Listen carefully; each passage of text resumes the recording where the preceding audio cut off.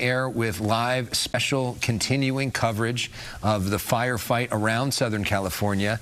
Our main focus right now is the Mandeville Canyon neighborhood of Los Angeles, where we've seen at least one home burn new this morning, and there is an active firefight underway to protect the rest of those homes, that neighborhood, under mandatory evacuation orders as firefighters work in real time right now. I'm Alex Michelson with Bob DeCastro. Maria Quiban is here with us as well as our meteorologist, and we've got team coverage around Southern California as we all experience this together. We know so many tens of thousands of people are under evacuation orders. They are watching this, desperate for information about what is happening to their home. The good news, if you live in this particular neighborhood, is firefighters have made a lot of progress in the last couple hours using those air resources, but we are not out of the woods yet. And as we saw with the home burning this morning, sometimes these embers can fly and a new fire can spark up, and firefighters can't be everywhere, and we are certainly at risk of more homes potentially burning today as more winds, worse winds, are forecast for later tonight. Yeah, they can't be everywhere. In fact, overnight they had the benefit of being able to bring in a lot of resources to this area in the Mandeville Canyon area, and they had more than 100 water tenders there, engines, structure protection, firefighters protecting these homes. When we took a far shot out, all you saw was a line of fire engines and their hoses flaked out to the backs of these homes to try and protect these homes, but they cannot be everywhere. And unfortunately, just a couple of hours ago, we did see one more home lost, just another home, more than, I should just say thousands of homes that have been lost in all during the course of a couple of days. And it's just one more story, one more family who will be incredibly impacted after losing just about everything. These flames continue to burn, and this is in large part because of the dense fuel that is in the Mandeville Canyon area. We know that some of this growth has been going on for decades, for 50, 60 years, and there has been virtually no clearance. It makes for some quite beautiful trails to recreate on, but at the same time, it does pose a huge danger for folks that are living very close to was pretty much paradise there. Yeah, and when you hike those hills, you see that rugged terrain that is, it really is beautiful, and some of the most spectacular views in all of Southern California as you walk up there. Or run up there if you're ambitious, you know, that hillside is going to look very different when we get out of this. But if anything, our best case scenario is that the hillside and the terrain burned, but we're able to keep all of the property protected, and most importantly, we're able to get everybody out so that there are no injuries. And for the most part, we have seen in these neighborhoods, people have taken these warnings seriously, which is part of the reason why the sending out the false alerts was so triggering and so bad, because people do want to heed the warnings, because they do realize that there is a need to evacuate in some of these fires, but being told that you need to evacuate when you don't actually need to evacuate is really, really unfortunate, is a kind word that they would use. I think it's fair to say that people are still on edge, and rightfully so. Many people still in a state of panic, and when you get these alerts and it's wrong, it's extremely upsetting. Yeah, I think we're looking at some inmate crews here. Yep.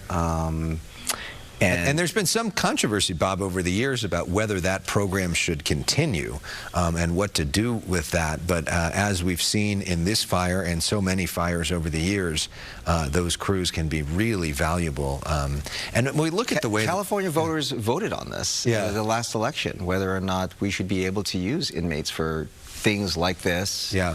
And they voted that we should.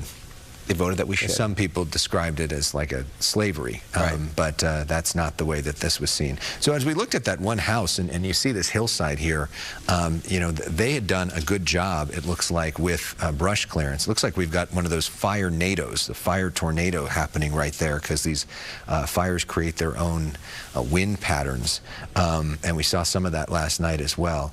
But the homeowners, you know, one of the things that they can do, that they're advised, is to keep area clear around their immediate home, and that seemed to have maybe helped the folks here. Yeah, it's quite fascinating when you talk to people who are trying to prevent these fires, and the brush clearance is a big deal. A real quick map here is we saw the Palisades Fire to the east, the Eaton Fire, and of course we're looking at the Hurst Fire, which is largely contained there, and the Archer Fire, and the Kenneth Fire that is also burning. So multiple fires burning throughout our area, and all this red here is the evacuation zone that we're looking at. People still not allowed to return to their homes in this area, and it would almost seemingly seem like you know, things seem great, and the winds have subsided, and then we see a situation like this where you see why you know, mandatory evacuation orders might still be needed. So the numbers of the Palisades Fire, right now we're at over 21,000 acres burned, 11% containment. That is good that we're starting to see that number move up, but we still means we've got, you know, 89% to go.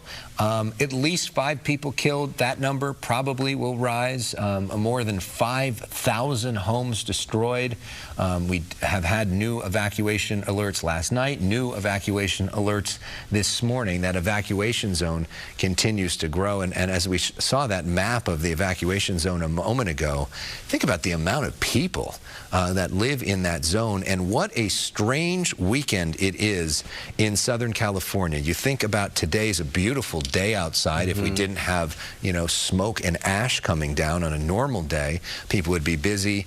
They'd be, you know, doing their outdoor weekend sports. They'd be playing golf. They'd be going for runs. They'd be going for hikes. They'd be doing barbecues outside. There was supposed to be a Laker game and a Clipper game today. All these things are not happening. Football game on Monday that was scheduled that has been changed. The Chargers are supposed to play this weekend. There was supposed to be a big gathering here in Southern California to cheer on the Chargers, who are in Texas. All that is not happening. The Chargers game will go on. The Rams are going to be playing in Arizona on Monday night. But you think about this weekend, and as a lot of people have driven around, I mean, it seems like a lot of roads are way emptier than normal, because a lot of people are either staying inside, or because so many people have had to evacuate. There's a lot of people that just left town, that have gone to friends or family members in other cities, not wanting to have the air quality issues, not being concerned about what's going to happen, and say, just get me out of here. And you notice that there is just a sort of a somber attitude that you see around Southern California that's very disorienting this weekend, a time when usually people would just be relaxing, and it doesn't feel very relaxed right now. It's had a major ripple effect and impact on the entire region. Not because you've got road closures. We had schools that were closed for several days, completely shut down. So families' lives are turned upside down. I had an opportunity last night to finally go grab some dinner. We went and grabbed some dinner. The restaurant said that they were one of the few that was really open in the area at the time. Lots of businesses were all shut down that were not even in these fire zones.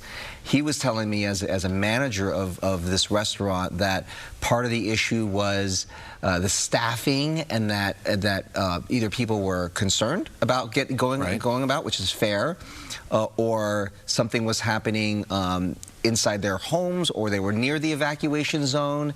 And so a lot of businesses have just decided to close shop for a while. And if you close schools all of a sudden out of nowhere, a lot of people have childcare concerns too, and maybe they either can't afford a babysitter or a nanny or something like that, or they don't have access to it, or maybe they can't book them that quickly. So that, you know, there's a ripple effect. And then you think about the long-term ripple effect. This was some of the closures on the 405 freeway, which remains open, but the off-ramps nearby do not. Sunset Somerset, Getty Center, Skirball, Wilshire, and Sepulveda Olympic. So basically, if you're trying to go anywhere on the west side of Los Angeles, good luck.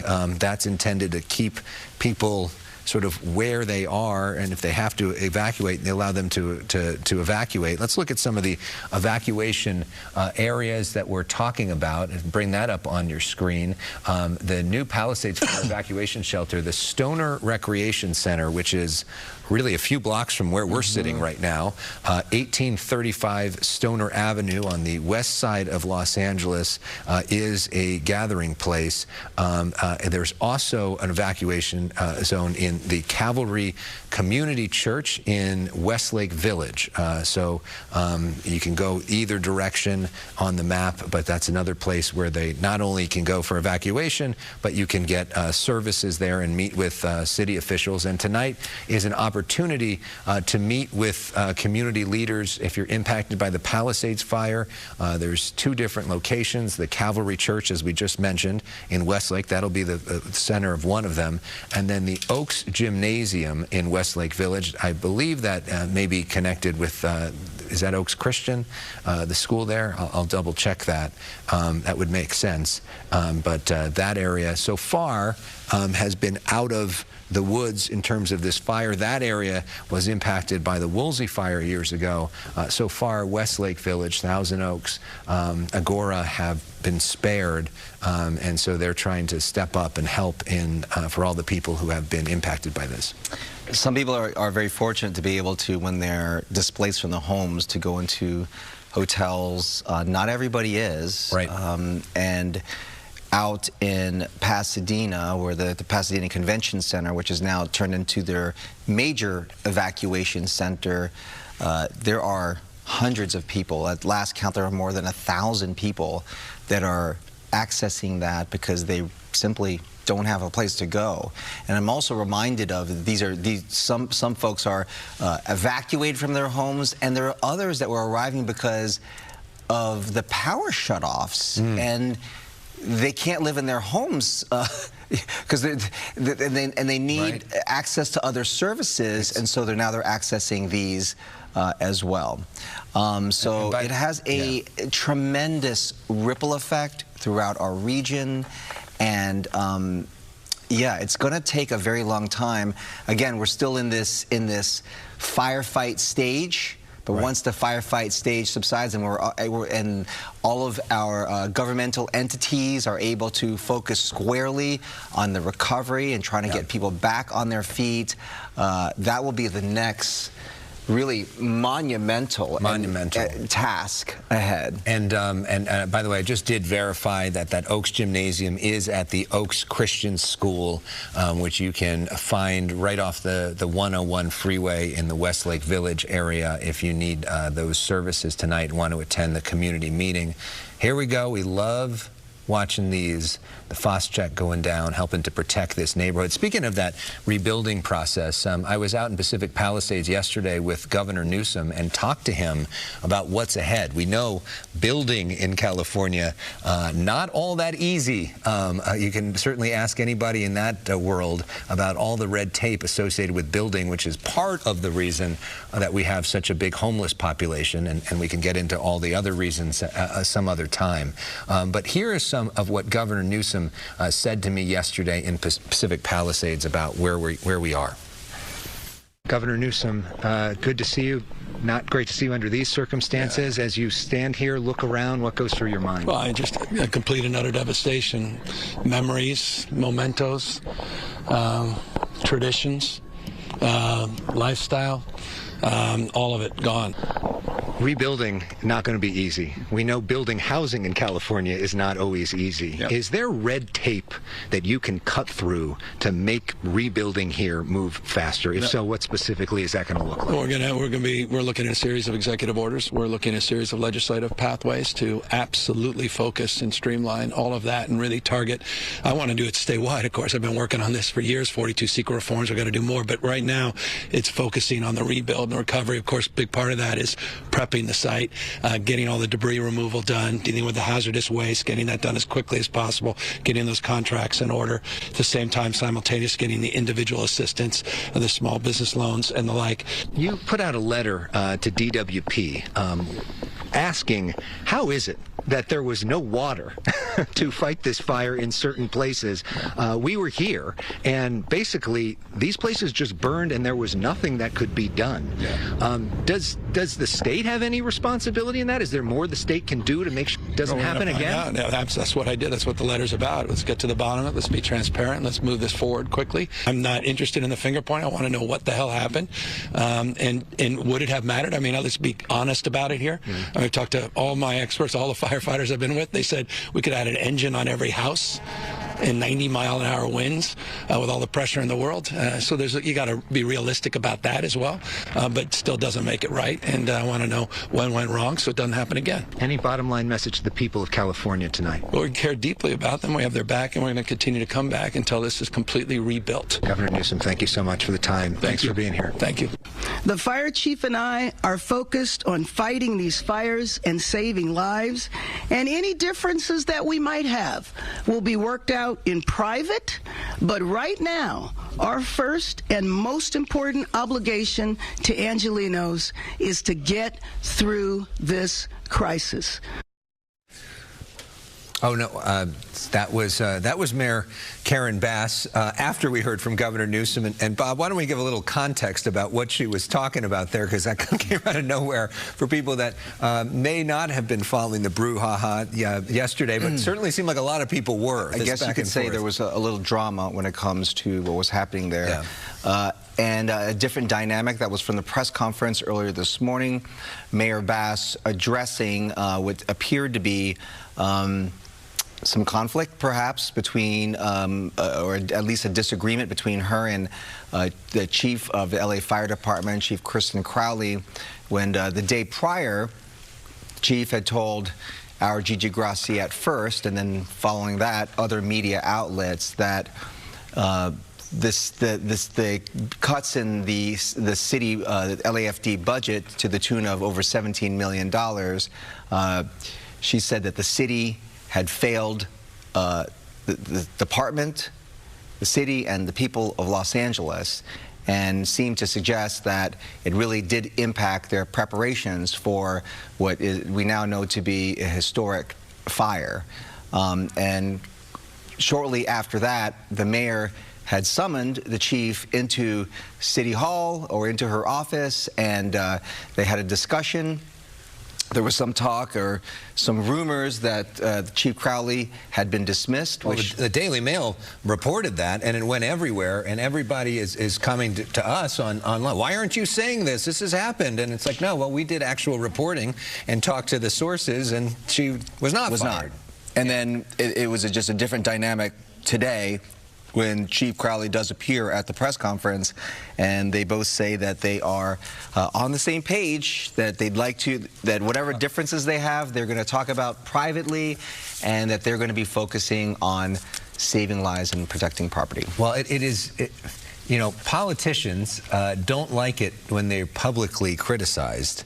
There's an argument that it creates problems for message discipline and all the rest of it, but this is kind of an amazing sight to watch as this happens, the refilling of this here. But they certainly weren't on the same page yesterday, based off of what we saw, and sort of extraordinary. I think that's pretty clear. Extraordinary candor to Gigi's interview, which just blew up all around the world of people following it, and then it seemed like Crowley would go on any media outlet that would have her. I mean, she was just really making a point to get this point out as much as possible, and it's clear that the mayor of Los Angeles didn't appreciate that. But she with so much widespread destruction, and unfortunately people are in immense pain, people are looking for answers, and people are unfortunately also looking to blame. Looking for somebody to blame. And of course they're going to turn to our city leaders, and they're going to wonder, were we in fact prepared? And to be fair, the mayor did say that this is something that we will be discussing in the future. So it is a topic that is not over. Yeah. And it will be certainly addressed. And Governor Newsome, who we just talked to, he's getting a lot of blame, too, certainly from former President Trump and Speaker Johnson, who have both said that this fire is his fault, which, of course, he really does strongly disagrees with. Maria Quaban, as we look at these images, it is amazing to see the way that these aircraft work.